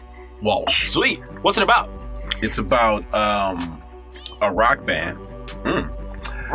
A rock band. It's about a rock band that not a great rock band. They suck. It's a in between thing. Okay. It's a rock band that's trying to. First off, it's 1978. Okay. And it's a rock band that's trying to play, but the popular genre of music right now is disco. So everyone, it's the 70s, so everyone loves. It's the late 70s, so everyone loves disco. So they're trying to break through the barrier for rock and roll. Gotcha. So they play every night at this club, but as they play, the only one that's there is the bartender. So the bartender is like, so the head leader of the band is named Brian. So he asked the bartender, why you keep having us play on this day? Well, disco is playing and it's always live around the weekends. He's saying because disco is popular, and Brian, he hates disco, like hardcore hates disco. So they was practicing in that garage where they found some of Brian's mother's things. She left them a while back. And they was looking through some things you can sell. It was pretty old, so you could probably get money out of. And they find this coin, and on the coin they have an eye on one side of the coin. Oh shit! It's a demonic eye. Other side is like a kind of like an upside down cross. And they say, "Wow, this coin looks old. You gonna keep this?" He was like, "Man, Dad could just throw it away." So what does the coin do eventually? Hold on. Hold on. So they after that they start practicing. Brian loses his pick. He needs a pick to play, to practice in. She was saying, why don't you just use a coin? So Brian looked in his pocket. He's like, okay, I can use this. So they start playing, and they can feel how amplified and more powerful and great they sound, right? That sounds like the Pick of Destiny from kind of Jack Black movie. Kind of. But after he was playing so much, his fingers started bleeding his fingers was bleeding on the coin. And he was like, wow, we sound great. We need to use this coin and make it. So, but the crew was like, we just like playing. We don't really want to go and make it big. But Brian, he's a big thinker. He wants the fame and everything that comes with being. He's hungry. He's ambitious. Yeah. Right. So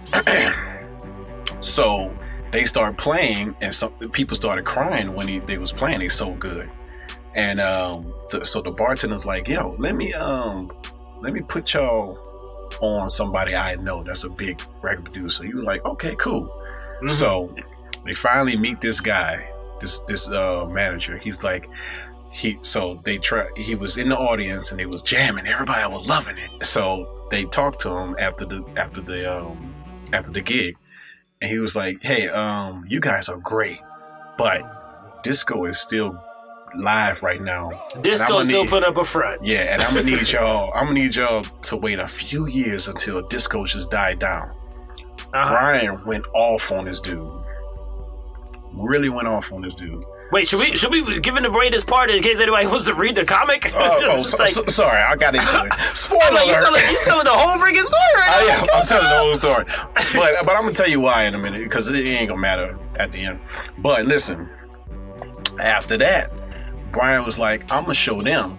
I'm gonna play guitar on a cover band that's a disco. And I'm gonna show them. And when I make it big, I'm just gonna feed off of them until I make it big and do my own music when I become famous.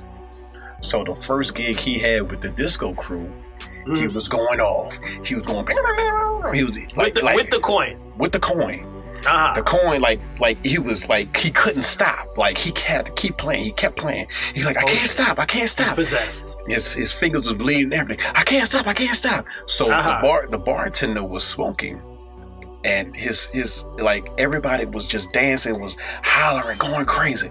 I can't stop. Everyone just keep dancing. So the bartender was smoking, and he dropped his the cigarette fell out of his mouth, and then a fire erupted. But everybody on flames. Everybody's so possessed by his guitar. He keep playing. He can't stop. He literally can't stop playing. And they combust. And the fire engulfs everybody while he's still playing. Wow. And then through the ashes, everyone died. Everyone died, and then they had these two firefighters was talking about there's no cause of the fire, no set motive. And they said that we got this guy coming in who's trying to see if he could salvage anything, and he said he better hurry up, blah blah blah, and all you see in the rubble is a burnt hand sticking out of the rubble with the coin in his hand. He got burnt too? And somebody grabbing it. No, that's Brian, the one that was playing. Right. His hand, his burnt up hand was in the rubber. Right. And he was holding a coin, and then somebody was grabbing it, and that's the end. Okay. Next episode going to be in 1993. It's going to be a completely different story. So I'm guessing this. So coin, maybe the coin, right? Yeah, this coin going to go throughout history at certain times, dealing with different stories, dealing with the coin. And what's the name of the comic again? It's called The Silver Coin. The Silver Coin. Yeah. Okay, this sounds like something that's a little bit possessed, dealing maybe a little bit demonic here, but you're gonna have a good time listening to that rock session, though, bro. Oh yeah. Bleeding your fingers.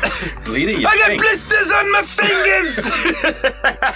So what did you, after you read that first, that's the first issue I'm thinking it was? Yeah, that's the very first issue. All right, what are you rating that out of, let's say out of 5?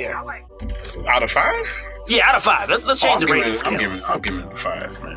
5 out of 5? I like that particular story, yeah. Okay, 5 out of 5 there. Okay, why'd you like it? I like it because it's about this coin. They don't say where the coin come from. All it was his mother had it in a box. So the mystery of it is what's grabbing your attention right exactly. now. Okay, so you're liking that. You're intrigued. I'm intrigued. Okay. Yeah, I'm kind of intrigued too, because I'm like, okay, when you're jumping ahead in the future. Something must have happened in between. There's going to be an explanation soon enough. Keep reading. Yeah. So it seems like a page turner over here. Yeah. All right. Sweet. The silver coin. The silver coin. And it's based on this rock guy. Well, it's not even based on a rock guy. It's just a story. Aaron, you're not paying attention to the story.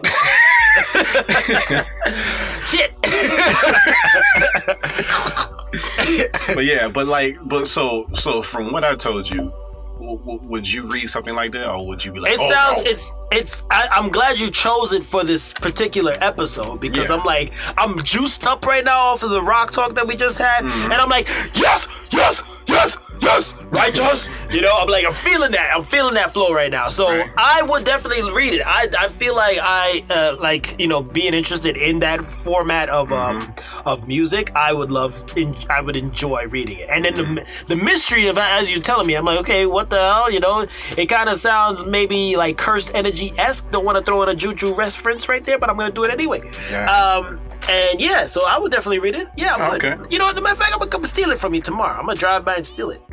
Cool. Yeah, I'm going to steal your copy. I'm going to steal your copy. I get mad serious. I'm going to steal your shit.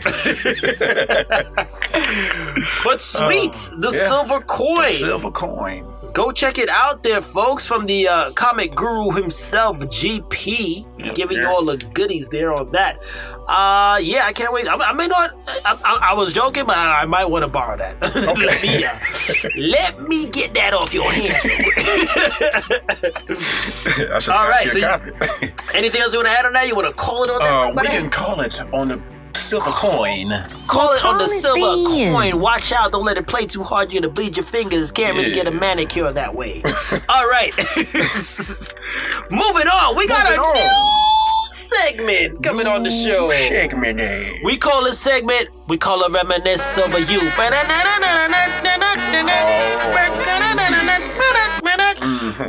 And we calling it Reminisce because we're talking about stuff that, from the past that were really cool, that makes us feel good, makes us talk about good stuff.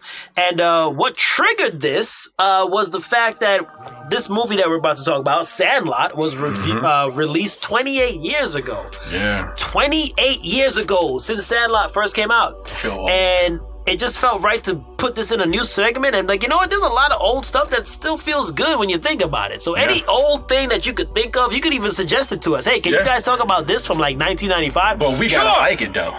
Yeah, we gotta like it. I used to put on random shit. Yeah. It's gotta go through Jennifer, and it's gotta come through us. Exactly. I love how Jennifer has manifested herself as a new secretary. It's like a solid secretary here for calling like I don't see it. But yeah, so we call it Reminisce Over You, Sandlot. Yeah. All right, so we're gonna reminisce a bit here. Just talk about Sandlot, the good things that we loved about it. Oh, yeah. GP, you can take it away, and we'll just go back and forth, bro. Right. What you love about Sandlot?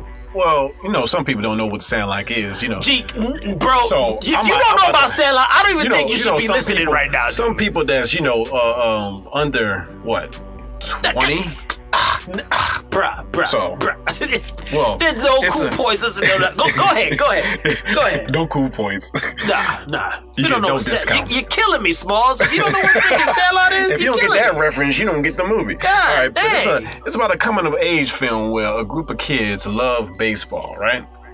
Mm-hmm. They love it. They're huge fans of baseball, and one kid has, his stepfather has an autograph sign of Babe Ruth, and they accidentally plays with it because the son doesn't know about baseball really.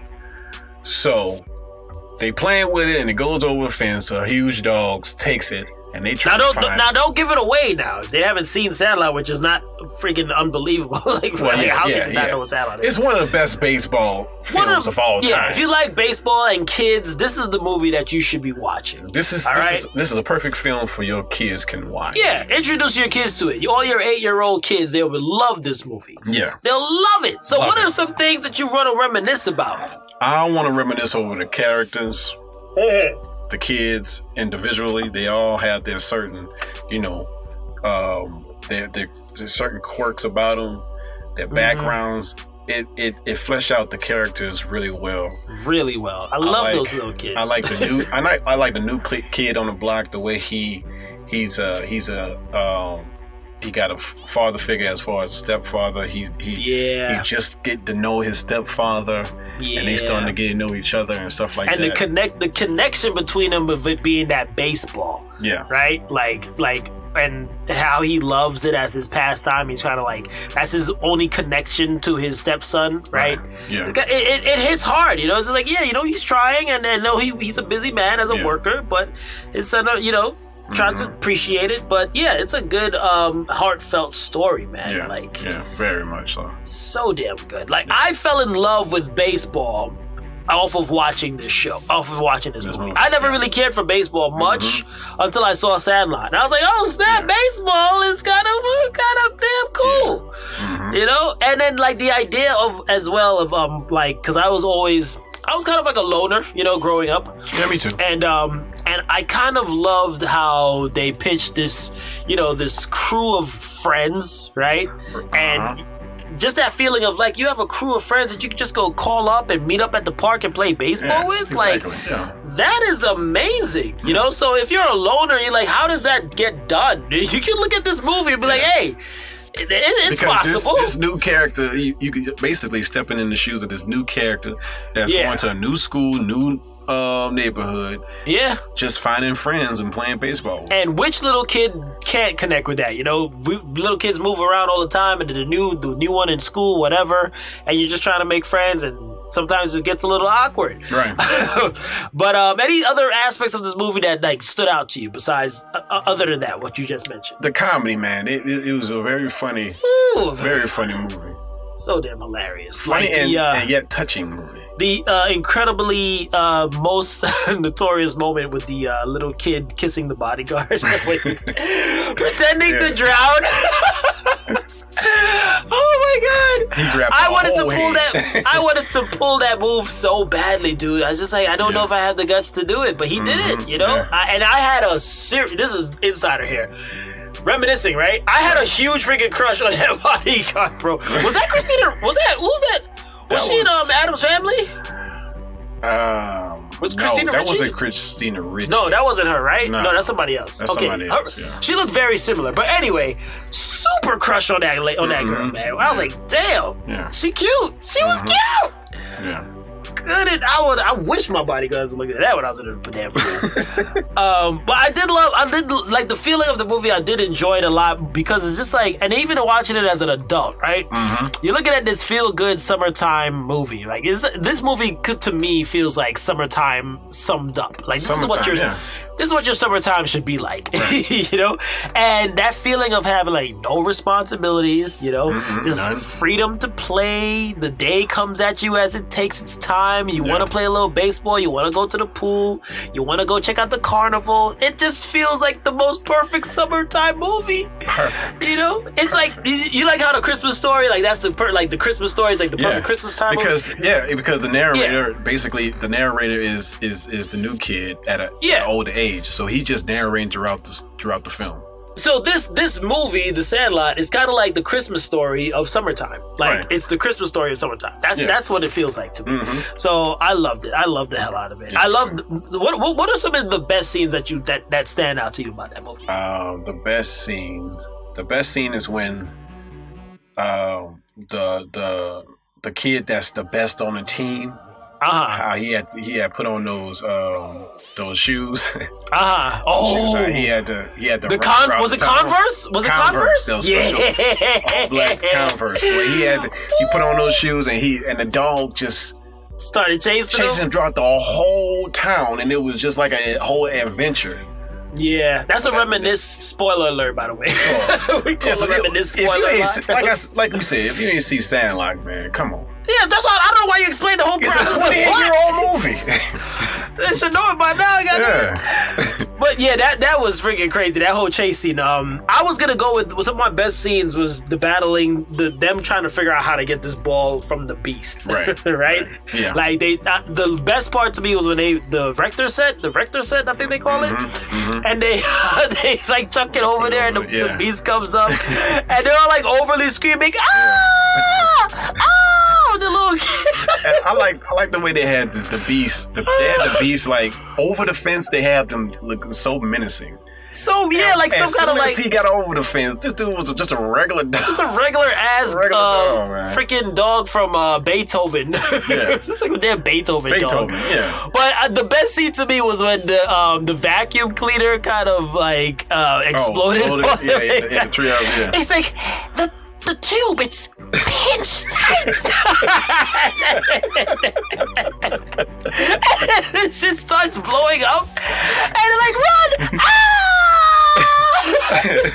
Overly dramatic flips coming out of the treehouse, and it just blows up. I'm like, these kids are having the best freaking summer. I'm so jealous. What was your favorite catchphrases in the movie?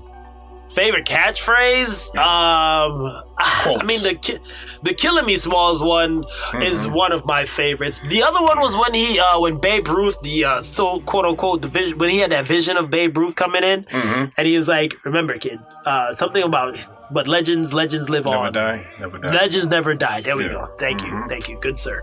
Legends never die. I was like, you know what, man, that's great. You want to make your life legendary, you want to follow that quote. Right. What about you? I like when you said, this kid is a L7 weenie. And of course, you're killing me, Smalls. He said that right. He said it like twice, right? The cream of the crop, though. Part, yeah. The cream of the crop. You play baseball like a girl! And they shut that shit down. What? What? And it's kind of like the Christmas story. Like, I double dogged it! Right. Like, I triple, you know, it's kind of the equivalent between the two sayings. You know? Well, you played baseball like, man, I was like, ooh, shit, dog. He done went for the jugular. He took your shit out.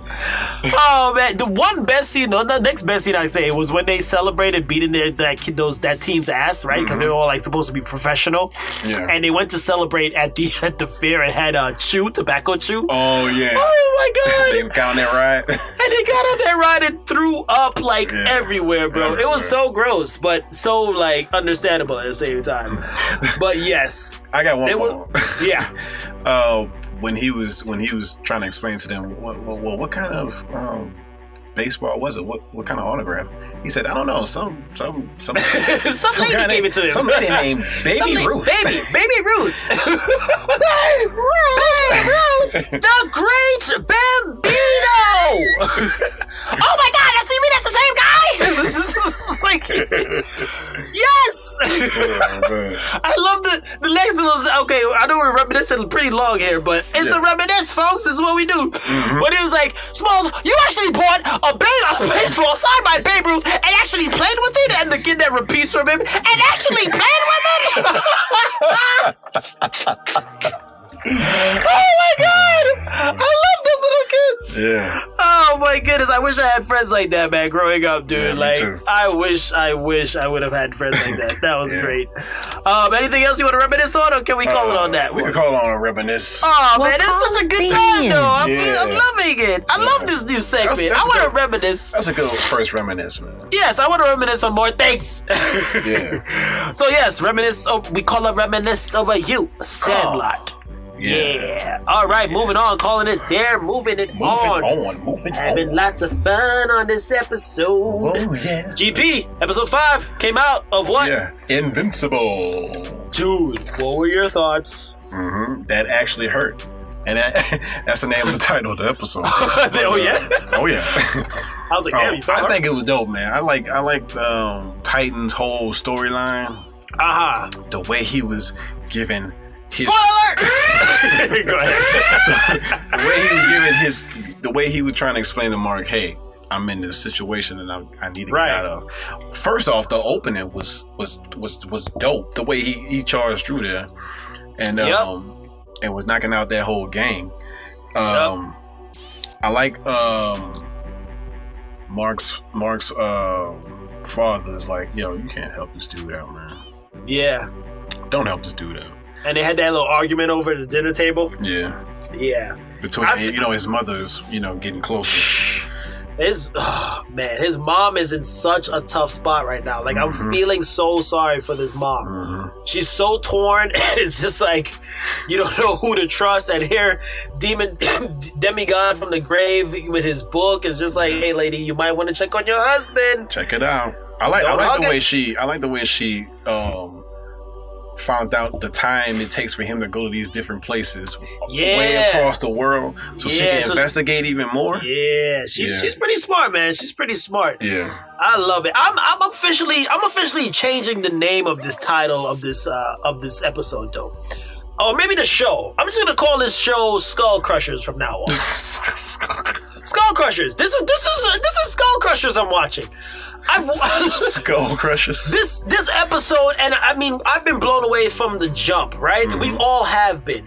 But this episode brought back the brutality of the powers and people getting their skulls crushed. Oh, yeah. What that scene, we already said for spoilers, so I don't really have to bring it back up.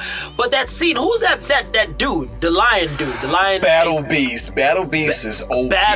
Dude, and I saw Battle Beast is the type of is this character where if you're not strong enough, he ain't gonna fight. Like he live in a dimension where like he has to go to different other dimensions just to fight someone. Like he's that much of a warrior. Damn. Battle Beast is OP, man. He definitely looked and fit the freaking title of OP because when I saw you on the Facebook, you posted about Battle Beast, and I was like, who the hell is Battle Beast? I didn't even know the guy's name. I just was like, he's beating everybody up. He's bashing the beats in. And then when I Googled him up, and I was like, God dang, dude. I'm like, but the little girl, you gotta bash her brain in, dude, with rocks. I was God. Damn! And then another black character gets his ass kicked, and freaking out. It's like, God dang it, he getting his brains bashed in. I was like, this show ain't nothing about skulls crushing against stuff. Just like and then Invincible getting his butt whooped. Yeah, he got hurt bad. He got worked, and I'm like, damn, bro. And this dude father was just looking at the whole thing. I told him don't do it. This is a lesson. And then looking at his dad, I'm like, I don't even want to know what your fatherly advice is because you're probably about to take over this world. So it don't even matter. You probably just pissed because he's like, I'm trying to take over the world. You get your ass beat here by the people I told you not to get it mixed up with. But screw that. Screw you, Omni-Man. I don't think he wanted Mark to have powers. You don't think he wanted him to have powers? I think he was going to. Well, I'm not going to say anything else. Yeah, because you read the comics. I'm like, what the hell are you talking about, G? That's not fair. That's not fair. Be fair, bro. Be fair, bro. Don't pull that. Don't pull that on me, bro. I need this fresh. All right, don't come at me from the future, Mr. Time Stone over here. Jesus Christ. But now you have Mark trying to keep being late to his girlfriend and stuff. Yeah, man. I think that relationship is about to be done. I feel like she's about to leave him. It's about time.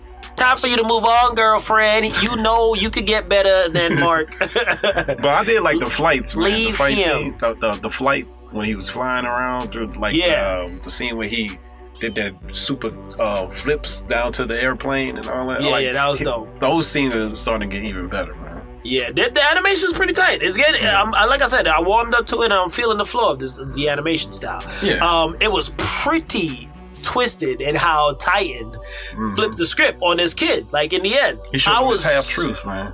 I was so blown away. Like that is Academy Award there, folks. Yeah. He had us all fooled. Okay, for those that didn't read the comic, he was telling the truth, but he didn't tell him his goal.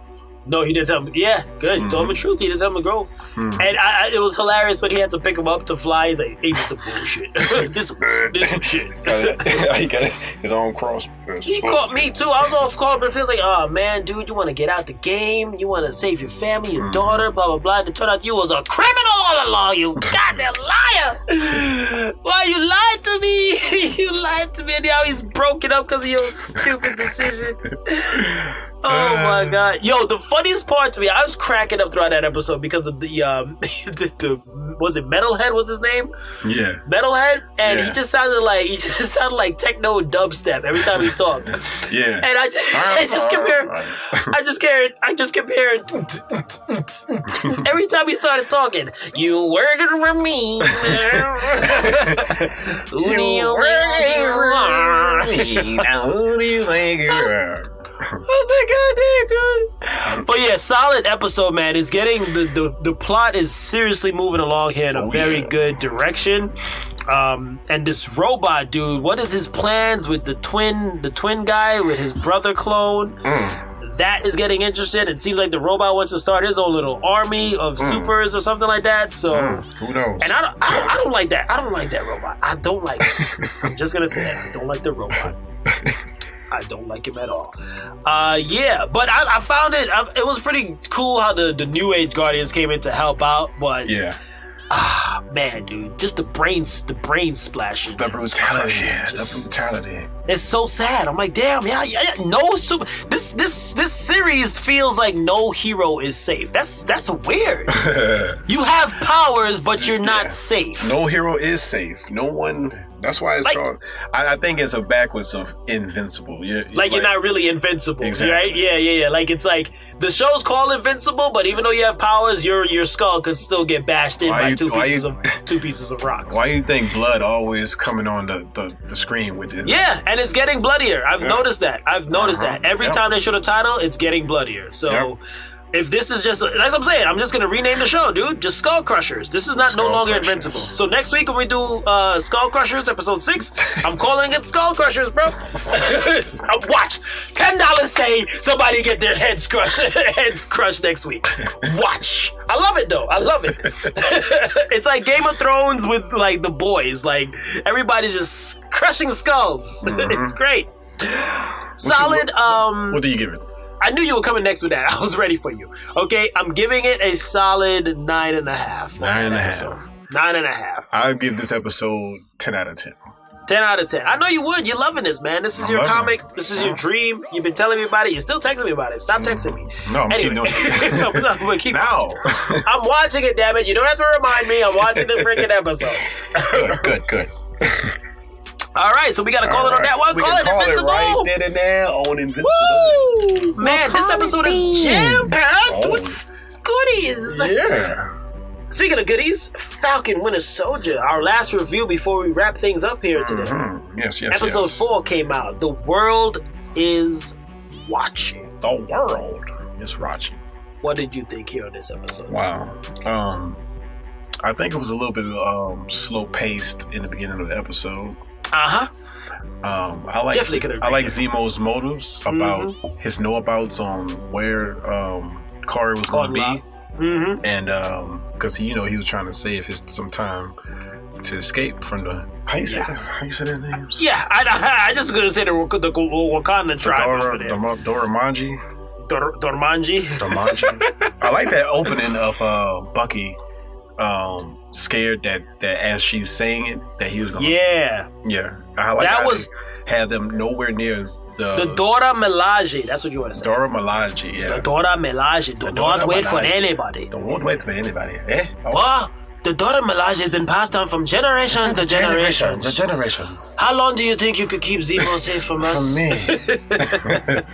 I wish she said something like that. That would have been so damn cool. Wakanda forever! Yes! But yeah, I like how they was not nowhere near Wakanda City. So just in case it didn't go, he was gonna go off and he had to, hurt anyone. I like the fact that they was in the mountains. I like his crying. Like that was a powerful scene. It was a powerful scene, dude, because you could see the pain that he was going through being mind controlled. Yeah. Right? We're looking at you, Hawkeye. Hawkeye knows a thing or two about being mind controlled. He ain't shed no tears. But he hasn't been killing anyone. I digress. but the pain that Bucky has gone through, and for him to finally be free, that was a great way to ground this show in just at the jump, Because you got to remember, they had him in and out of the ice every time they need him to kill someone. He had to just be activated. All those years. And the fact that, and then you can see why his bond with Wakanda was so deep.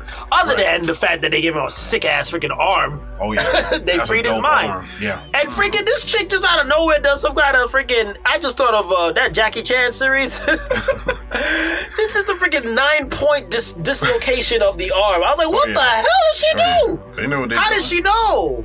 How did she know? Well, they created it, so Yeah. I mean, it wasn't like in case he go he crazy. Mess up. Yeah, take that arm. Fail safe. It was a fail safe. Fail safe. Yeah. I'm gonna skip ahead here in the episode with Mr. freaking Walker. Oh god. Okay, Mr. we going here already, huh? Okay. Yeah, why not? Gee, Let's do it. We've been talking for so long. We gotta get to the good stuff. Let's do it. Like, bro, his you could tell he was gonna twist, right? Something from Afghanistan has turned this dude wrong. He's kind of cliche. He's kind of cliche with some people that's been to war and it's their that minds are PTSD, off. man. Yeah, their minds. So you kind of could tell that's where they were gonna go with him, right? Serum's on the floor, and I'm like, oh man, he's gonna take it. He's probably gonna take it, and then he has that conversation trying to justify why he's taking the serum, But the ending shot to kill that guy from the what's their team called? The Flag Smashers. Flag Smashers. Man, I'll be cracking up at my wife because she does she mimic Walker's twitch. like after he impaled that guy with the shield. He did that little twitch. My wife was doing it. I'm cracking up laughing.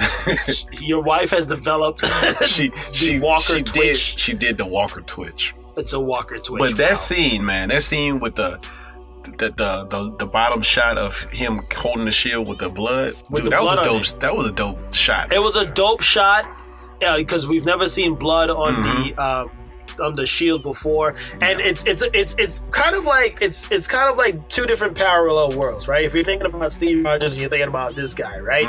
Yeah. If you take a look at that shot and go back to Civil War, Steve almost did the same thing to Iron Man. Yeah.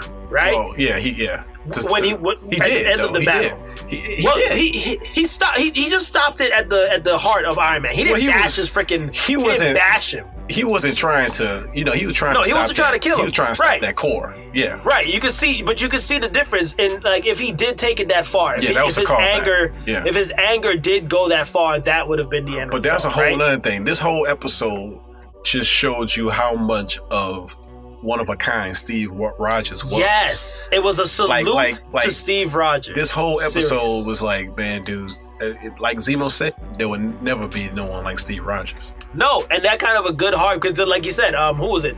Was it Sam that was saying it, or Zemo with the serum brings out your like whatever who you are as a person. It just amplifies you as a person. It amplifies your characteristics or like your personality. So if you mentally unstable, shady, you're gonna get even worse than you are. Yeah. And that just it made me miss. I miss Steve Rogers so much in this episode. I was like, Captain would never do that, you bastard. And then he tried to mimic. I'm so pissed at Walker. Dude, I hate this dude. He literally messed up the talk that Sam was trying to get to her. Yeah, I'm like, dude, it would have worked if he did not show up. Like, what you coming here popping off? You got no powers, which is why the most gratifying part was when the freaking Wakanda tribe people just freaking bashed on him, and like Bucky was there, just like almost filming it. I thought he was filming it for a second. The dude was like, "You look strong, Walker." The dude had his hand like, "We need to do something." I was like, "Nah, we don't need to do nothing. Let him know what he's like. You haven't been in the gym, bro. You haven't been where these people have been." This dude was so butthurt. This dude was so butthurt. He said they wasn't even super soldiers. Yeah, they weren't. The Dora Milaje, they've been training since they was kids. You come on here trying to take up the mantle of Captain America, bro. You don't know what you're stepping into, dude. You need to. I can't wait till he gives up that shield. However, Sam gets the shield. I can't wait for that moment, dude. This how much Walker don't need to be Captain America. He don't even know who they are. He don't even know. He don't know the map. You don't even know the map.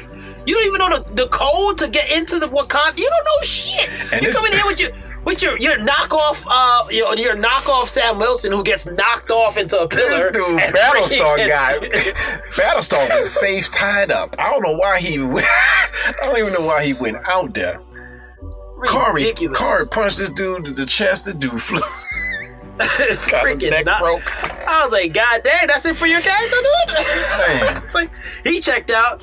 Oh my God! And then like his fake Captain America jumping out the window pose. I'm like, dude, you don't even know how to do it properly. Yeah. Oh my God! Yeah. But I'm glad they all caught him on camera because his time is coming to an end, dude. His time is coming to an end. That was such a stupid move, man. It was. You needed to kill the dude. Come on, because you did that to your friend. Like, not only kill him, you just do it in front of like 80 people. You're stupid. The last thing I did enjoy when Bucky was fighting and they did throw in the whole old school Winter Soldier knife flip. Oh my god, that shit was dope, bro. Yeah, did you catch that? Mm-hmm, I want to flip mine. I want to flip my butter knife like that when I'm making bread toast in the morning. I want to flip my bread knife and be like, oh shit, yeah, hold this bread. You know, that is such a cool knife flip. I love it. It won't look right with a butter knife though. It will look right. I'll make it look right. Watch. I'm going to TikTok that crap. Watch. I'm going to TikTok it. You can be jealous. You can be jealous, G. You can be jealous of my butter knife flip. But yeah, it was a lot. It was a lot more slow paced there in the beginning, but it did pick up, and now we got only a few episodes left, and it's, all hell's probably about to break loose again. Mm-hmm. So what? I'm still, before I give it a rating, I'm still kind of skeptical here now of Sharon. I'm not sure how I feel about this woman. I'm skeptical about how she know who's the power broker is and didn't tell Sam about it. I think she's I think she's possibly the power broker. You think so? I think she is. I think she is. I think the power broker is the real Mandarin. Watch. I think the power broker is Mephisto. Mephisto. They're probably already saying that. I think he's the Mandarin though. They want everybody. They want Mephisto to be in everything. It's Mephisto. It's Mephisto who turned him into who told him to drink the serum. It's Mephisto. Give it a rest. If they want Mephisto to come out, they're gonna do it on the big screen, people. Mephisto is Zemo. Mephisto is the damn turkey candy that he was giving out to the kids. That's Mephisto. It's a Turkish delight. It's a Turkish delight. But I'm gonna give it a solid 8.9 out of 10. I loved it. 8.9. Okay. There we go. You? Yeah, 8.9. 8.9. 8.5 out of 10. 8.5. All right, so a little few points lower. I'm getting my Zemo dance on, which I love that they did the whole Zemo cut dance. I know you wasn't too much of a fan of the Zemo dance. I was digging it, dude. I was digging it. I'm like, he's dancing, and he's like, I can kill everyone in this damn place. I like the extended cut because it's like how you got into the dance. It's funny. Take me in the All right, so you want to call it there on Falcon Winter Soldier? Call on the Falcon and the Winter Soldier. Keep watching, folks. It's gonna keep getting good, even better. It's gonna keep getting good. That sounds so freaking elementary. It's gonna keep improving on its quality. It's gonna keep getting the good. All right, now it's coming down to that time again. Oh yeah. Once again that time for Positive Chakra. Thank you. Oh, yeah. Slow it down, simmer down. Shut up and listen. Shut. I'm gonna speak now. I'm gonna say it. Don't compare your life to others. There's no comparison between the sun and the moon. They shine when it's their time. I'll say it again. Don't compare your life to others. There's no comparison between the sun and the moon. They shine when it's their time. Shine bright like a diamond. Shine bright like a moonlight. Thank you for ruining it. Jesus, gee, I'm trying to be serious here. I ruined it, but you added on with it. Yeah, I know. I couldn't help it. It was too good to not jump on it. Yeah. And that was Positive Chakra. That was Positive Chakra. So before we head on out and close things up, we lost a hip-hop legend this past week. Yeah. Rest in peace to DMX. Darkman X. I cannot believe DMX is gone now, bro. Yeah, man. Because DMX, like, gangster is DMX. You don't know the word gangster without DMX in that. You can't spell gangster without DMX. I was hoping he could pull through out of this, man. Yeah. Yeah. That overdose, just a little bit too much there. So, and who knows what he was dealing with personally, but rest in peace, DMX, man. I mean, I had shared this on Facebook, man. DMX, his music helped me get through one of the toughest times of my life, actually. In this gang-riddled high school that I was in. It was the worst high school in Brooklyn, bro. Like, number one. I think it was actually the worst in New York. at the time. Yeah. And it was like, how do I go into this gang mentality and these like hood dudes? I'm not that kind of guy, but I gotta kind of develop the mentality to do so. Right. And listening to DMX and a few other rappers, helped me develop that mentality. Be like, yo, watch your back. Ain't nobody gonna be your friend. Streets is the streets. You gotta make it out somehow. It's on till it's on, and I got to know. You know what I mean? Like, I was just like, all right, thank you, DMX, man. Like, he helped my mentality survive all of that. Not only that, man, this dude was a dog lover, like a super dog lover, a poet. He was very much a God-fearing man. Yes, he was. Which we like, as a shocking, hip hop thuggish kind of dude, you won't expect them to be like that, Yeah, man, he was like one of a kind. He was like a person that, like, what you see is what you get with DMX. Realest of the real was DMX, bro. I recently rewatched some of him on the Breakfast Club interviews because they have their own little show, and some of the things that he said is just very like a prophet. I'm like, damn, dude, like, you're speaking like you've already experienced all that life has to give, right? And here you are looking out for the youth and like anybody that's in the dark, And I mean, bro, some of his album covers, this dude was in the dark. Yeah. But there is light, and that's all he kept saying. Like, there is light. It doesn't the passion and define you and all this kind of. So his message was really clear, right? And sometimes, of course, they want to throw in the whole troubled rapper kind of label, but I'm like, come on, dude, really? Everyone's troubled somehow.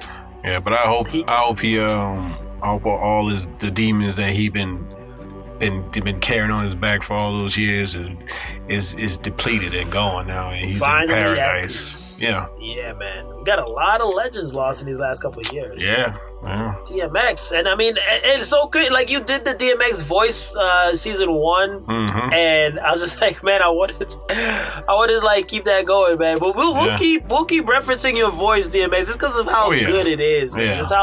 It's so aggressive but passionate, You gotta live life, though. You gotta do what you gotta do. Yeah. Just like, yes. It just seems right. Yeah. So we're gonna do a very honorary, like we do this every now and then. We lose a legend or someone near to us. Just give them a nice moment of silence here, folks. If you'd like to join us in, silence it up for a few seconds. Rest in power, DMX.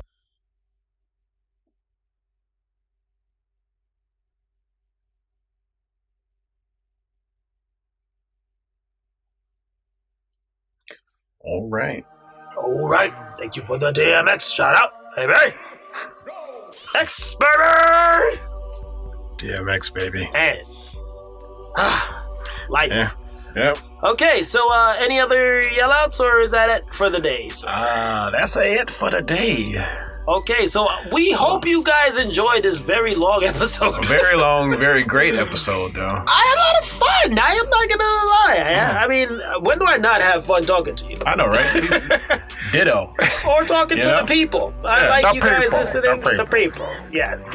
And if you want to reach us on the socials, you can reach us at Call It Like I Don't at Twitter, Call It Like I Don't See It at Instagram, and Call It Like I Don't Pod on Facebook. And email us at calllikeidon'tseeit@gmail.com. Please do. We like to hear from you guys. Yeah, those Berserker books are still available, and I will bring those to CGC and get those graded if you don't get it and keep it in my collection. I mean, if it goes another 2 weeks, we might have to change the question to see if anybody else wants to try to get it. Yeah, we'll make it easier. Yeah. We'll make it a little bit easier. But it's simple, but yeah. We'll see. Okay, so, that was that guy known as GP! And that was that guy known as AG. And listen, folks, that is what we're doing. And now it's time to pay some dues. Shit, that was scary. Rock on! Live long and rock on, and we will catch you guys on the flip of love. Peace. Doses.